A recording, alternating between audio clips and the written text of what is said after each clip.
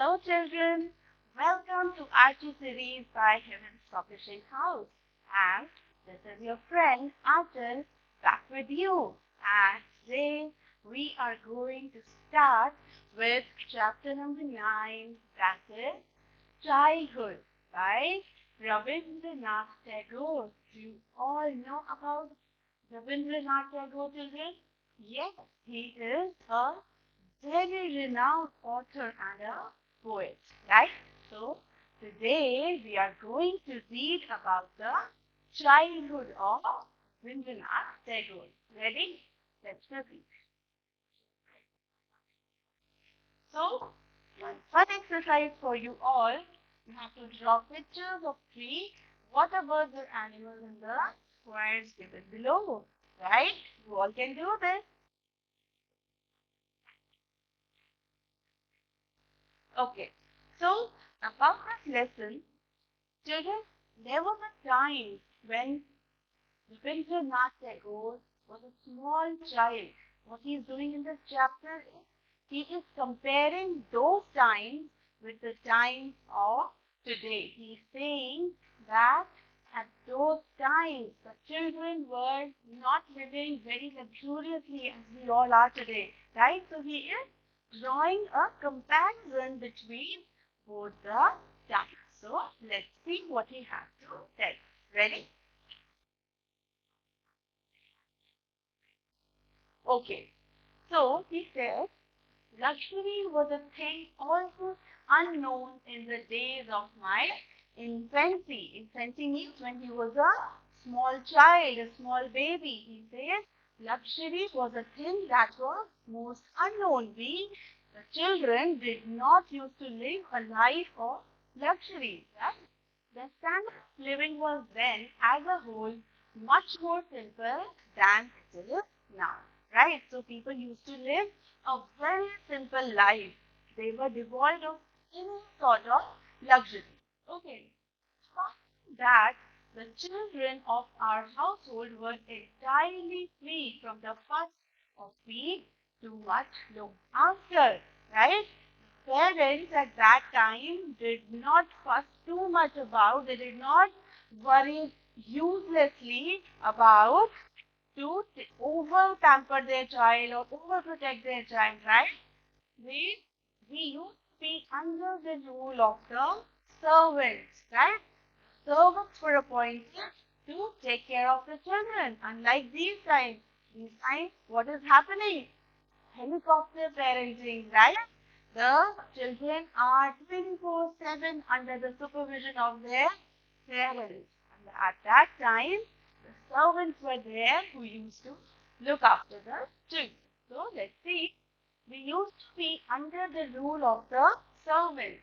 To save themselves from trouble, they had almost suppressed our right of free movement.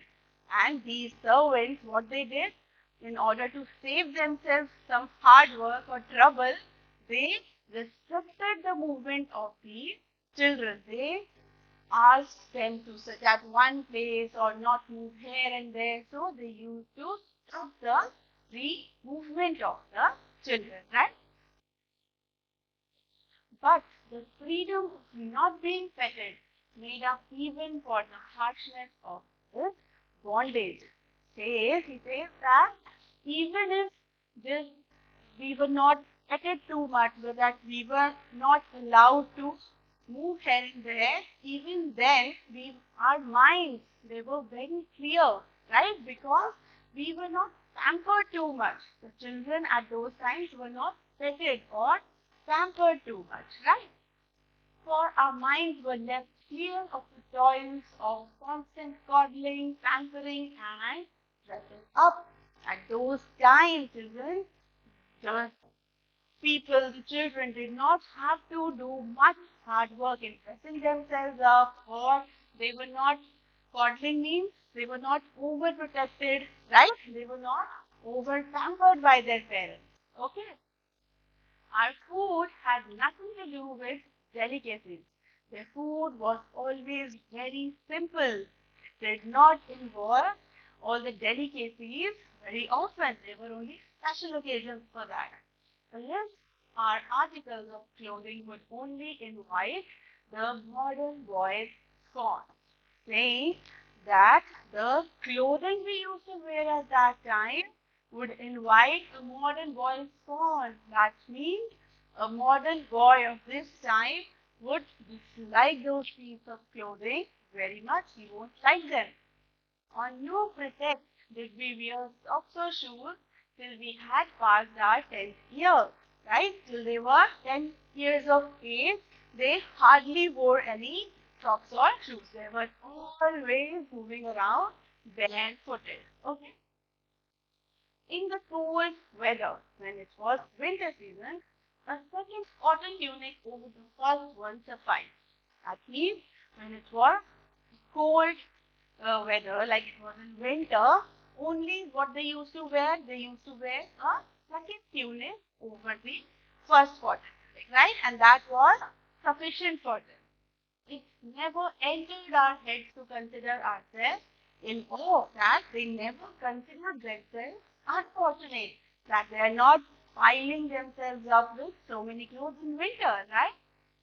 For that reason, it was only when old Niyamat, the sailor, would forget to put a pocket into one of our tunics that we complained.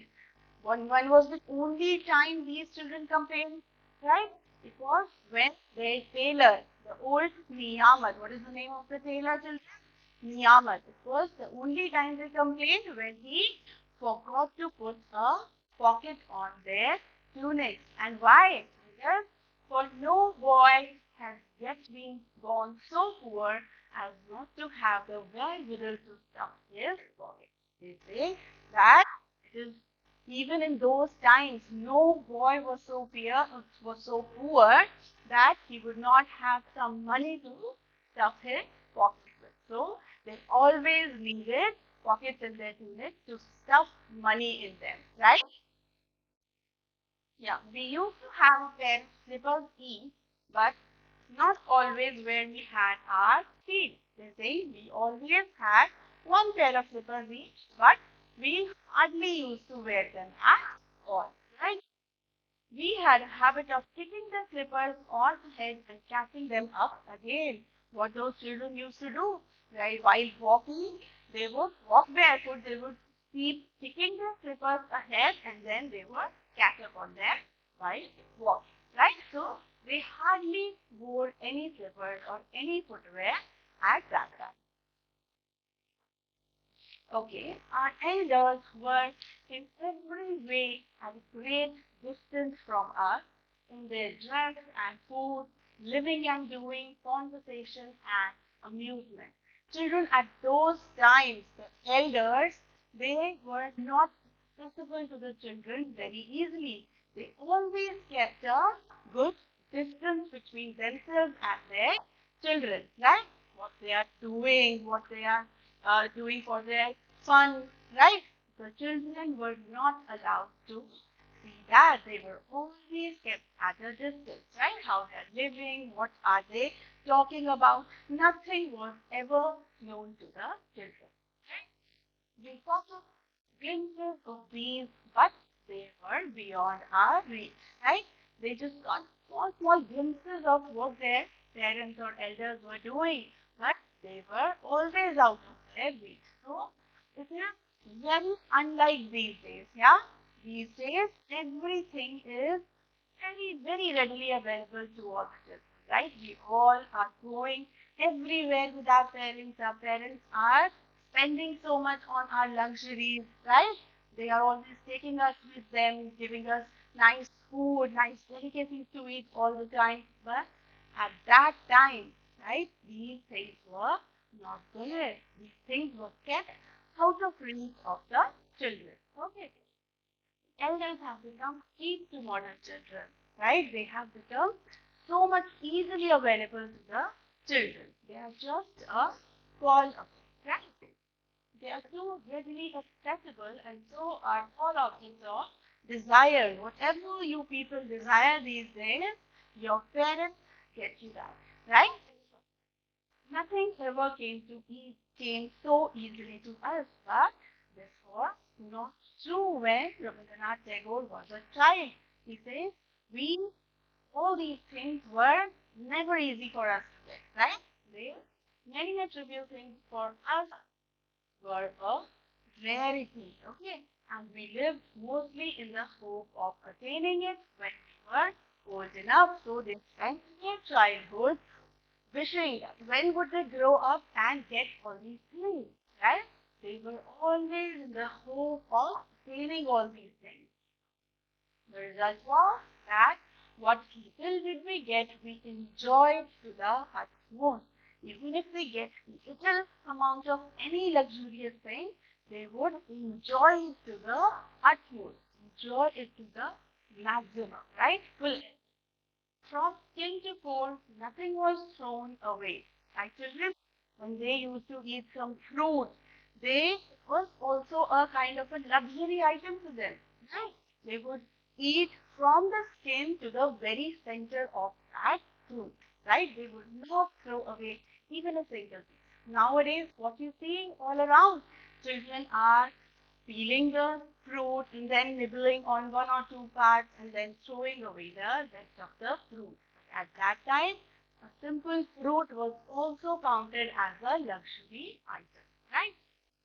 The modern child of a well-to-do family nibbles at only half the thing he gets. The greater part of his world is wasted on him. That means parents have given so much to their children, more than they ever need, that half of the things that they are provided with, they go to waste, right?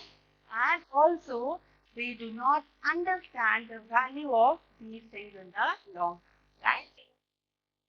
Our days were spent in the servants' quarters in the southeast corner of our outer apartment. One of our servants was Sham, a dark, chubby boy with curly locks. He would put me into a selected spot, tracing a chalk line all around. So he's saying that most of the time of the day they spent in the servant's quarters. And he's saying that there was one servant, he was very dark and chubby. He had very curly locks, curly hair, and what he would do, he would make a right, right? He would make a circle and he would ask the child, Rabindranath Tagore, to stand in that circle. Let's see, he would put me into a selected spot. He would select a spot for him and tracing chalk line all around, only with solemn face and uplifted fingers of the perils of going beyond that ring. He would ring around the child and warn him, right? He would warn him with solemn face, with a very serious face, that if you walk out of this circle, if you walk out of this line of circle, what are the dangers of it? The perils of going beyond that ring would be. He would warn him. He would give him very strong reasons not to go out of that ring. Whether the threatened danger was material or spiritual, I never fully understood. The writer is saying that he never fully understood whether it was only because of some physical punishment that he would get. He never moved out of the circle, or maybe it was something spiritual. Let's see. But a great fear used to possess me. He used to be very afraid and he never dared to walk out of that circle. He says, what is the spiritual reason that he thought of not crossing that circle? I had read in the Ramayana of the tribulations, of the problems that Sita had to face for having left the ring drawn by Lakshman. So I was afraid of it. Have you guys also seen Ramayana? Yes, Lakshman drew a Lakshman Rekha for Mata Sita and she was told not to cross it, but when she crossed it, she had to face certain problems, right? Ravan took her. You all know this, right? Yes. So he was afraid because of this mythological story he had read about the Sita. So this was a spiritual thing to it. Below the window of this room was a tank with flight of steps leading down into the water, right? And the room where he was confined into a circle, there was a window, right? And just below that window, as you can see here, this is the boy, Rabindranath Tagore, standing and looking out of the window. He can see that there are certain steps, a flight of steps leading down into the water, right? On its west bank, see here, this is the west bank. Along the garden wall was an immense banyan tree. There was also a huge banyan tree on the west bank of the water. Right. So just below the window of this room, we read this. Ring round as I was near this window. He was ringed, right? He was forced to stand in that ring, and that ring was near the window most of the time. I would spend the whole day peering through the drawn Venetian shutters, gazing and gazing on the scene as on a picture book. What he used to do, he used to gaze out, look out of this window which had Venetian shutters, right? These are shutters, these are coverings of the windows which were made of either plastic, metal, or wood also, right? So these shutters, you could use them as blinds, right? So he used to gaze, he used to look through those shutters, and he would spend the whole day peering through them. He would look on the scene as if it was a picture book. Right? So from early morning, our neighbors would drop in one by one to have their bath. I knew the time for each one to arrive. The child, he kept on gazing through the window and he knew the time for each one of them to arrive. One would stop his ears with his fingers like this and he took his regular number of dips. While taking the dips in the water, he would cover his ears with his hands, after which he would depart. After that, after taking those dips, he would go away. Then there would be another neighbor who would not venture on a complete immersion but be content with only squeezing his wet towel repeatedly over his head. Now, there was another neighbor who did not want to venture or risk going into the water. What he would do, he would simply wet his towel and squeeze it over his head. Right? A thumb would carefully drive the surface impurities away from him with a rapid play of his arm, and then on a sudden impulse, take his plunge. Then there was another neighbor who would, remove all the impurities that would come on the surface of the water with his hands, and then suddenly would take a plunge or a dip. Right? There was one who jumped in from the top steps without any preliminaries at all, and there was this neighbor who would not do anything, any preparation or any sort of thing before plunging into the water, and he would straight away take a bath. Right? And there was another neighbor who would walk slowly in, step by step, muttering his morning prayers all the while. This person, he would go step by step, muttering his prayers, morning prayers, and then he would go step by step into the water. One was always in a hurry. Then there was this another neighbor who was so hurriedly doing everything, hastening home as soon as he was through with his, then he would hurry back home as soon as he had taken his bath. Right? Another was in no sort of hurry at all, and then there was this another neighbor who did not hurry at all. He was at peace. He was doing things very slowly, taking his bath leisurely, followed by a good rub down. He would rub his body nicely and change from wet bathing clothes into clean ones. He would, after taking a bath, he would change his clothes. He would change his wet clothes into clean new ones and including a careful adjustment of the folds of his waistcloth. He would carefully adjust his waistcloth, ending with a turn or two in the outer garden and the gathering of flowers with which he would finally saunter slowly homewards. What he would do, he would After getting ready, he would slowly go gather some flowers and he would saunter slowly homeward. Saunter means he used to walk also very slowly, very leisurely, right? He had no hurry at all, radiating the cool comfort of his refreshed body as he went. He used to look very refreshed as he used to go back after taking the bath.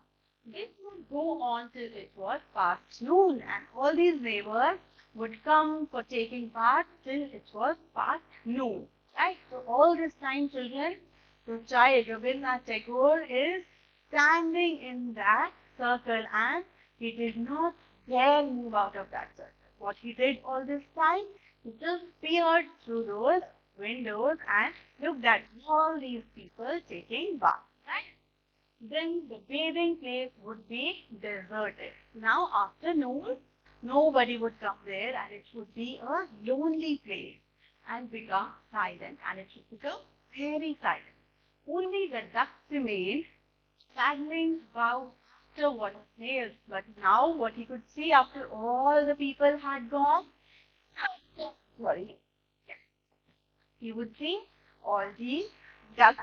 They were paddling around in the water and they were following the water snails, right? Or by cleaning their feathers the lives of day. They would clean their feathers with their beak a whole day, the entire day, right? Now, this is the chapter by Rabindranath Tagore. And children, I hope this chapter is very clear to you, right? Now, let's see what is the moral of this chapter, children. The experience children have early in their life plays a crucial role in the development of their brain. Exposure to positive factors, especially stable and responsive relationships with parents and other adults and safe environments, promotes positive development. So children, this childhood is the most important time of your life. This is when you form the foundation of your life, right? So whatever seed you are going to sow at this time, you will reap its fruit later on in your life, right? So be always very, very careful. Okay, so now let's do these exercises. Read and write. Okay. So first it says this lesson is about the dash of Rabindranath Tagore. So this is about, yes, this is about the childhood, right? It is about the childhood of Rabindranath Tagore. Right? Number two, they used to be under the rule of, all these children were under the rule of parents, right? Number three, what was the name of the tailor? It was the old Niyamar. The name of the tailor was Niyamar, right? Number four, elders have become to modern children. How the elders have become to these modern children? They have become very cheap. So, yes, D, cheap. Number five, which tree was there on the west bank of the dam? Which tree was there? It was a banyan tree. Right? Clear to all of you children? Good. Now let's do the true or false. Okay? What does the first one say? The children were not being too much looked after. Yes, they were. This is true. They were under the look after of the servants, right? The servants used to look after them. So it is true. Okay. Their food had nothing to do with delicacy. Yes, they used to have very simple food all the time. So it is again true. Okay. Number three, the children always had slippers in their feet. The children used to wear slippers all the time? No, they did not. So it is false. Okay. Number four, Tagore was afraid of getting out of the circle. Yes, he was very much afraid. True. Number five, along the garden wall there was an immense neem tree. Was it a neem tree, children? No, it was a banyan tree, correct? So it is false. Number 6, the goat did not notice the time for each one to arrive at bathing. No, he did notice the time for each of the neighbors because he was observing this daily. Right? So this is false. He did observe the time for each one of them. Okay.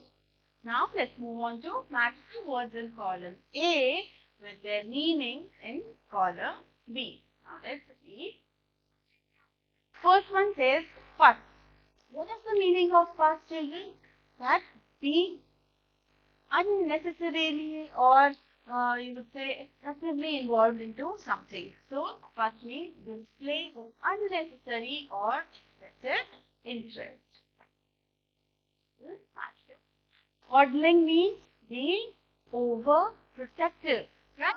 So coddling means being overprotective, pampering when you are being unduly kind to someone. So that is pampering, right? Dressing up means very simple, paying attention to dress, right? Core is the central part of the fruit. This is the central part of many fruits containing the seeds. So, core is with E. Saunter means moving very slowly. So, this would be walk in a leisurely way, right? And lastly, preening. Preening means making smooth with their beaks. The birds do preening to clean their feathers with their beaks, right? So, preening means making smooth with their beaks. All clear, children? Let's move ahead. Okay, now we will answer the questions. Number 1, how were children brought up in those days? How? They used to live a very simple life and there were servants to look after them. They were not overprotected, they were not over pampered like in these times. So yes, they spent a very simple life. Okay. Number 2, what did the servants do to save themselves from trouble? What did the servants do? The servant restricted the movement of the children. They stopped the children to move around in order to save themselves from all sorts of trouble. Right? Number 3, how did the elders treat children then? How did the elders treat the children? Exactly. They kept a good distance from their children, right? They never overprotected or pampered their children. They always kept a good distance. What does the writer want to express? Say, nothing ever came so easily to us. The writer wants to explain that, like in these times, whatever a child desires, their parents get them that thing. But in those times, nothing came to them very easily. They always had to work hard in order to get some sort of luxury, right? Number 5, what was Tagore afraid of as a child? What was he afraid of? He was afraid of moving out of the circle drawn by his servant. Right? And why? Because the servant had warned him of the dangers that he would have to face if he moved out of the circle. Right? Clear to all of you children? Okay. So that was all for this chapter, children. I hope you had fun. So stay tuned till we meet with our next chapter. Bye, kids. Stay elated.